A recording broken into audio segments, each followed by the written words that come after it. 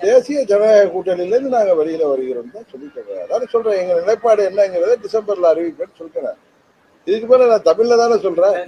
நான் அமைதியாக இருந்தாலும் சற்று காலம் பொறுத்து இருந்து முடிவெடுக்க வேண்டும் இருந்தாலும் எங்கள் தொண்டர்களும் நிர்வாகிகளும் என்னை பார்க்கின்ற பொழுதெல்லாம் நான் யாரை எதிர்த்து இந்த இயக்கம் கண்டோமோ அவர்களை தோளில் தூக்கி செல்ல நாம் ஒன்றும் ஏமாளிகள் அல்ல, நல்ல முடிவெடுக்க வேண்டும் என்று சொன்னாங்க.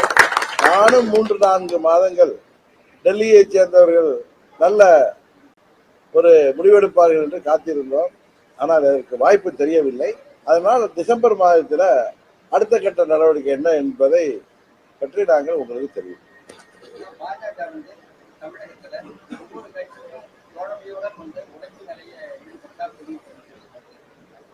அதை பற்றி எனக்கு தெரியாது.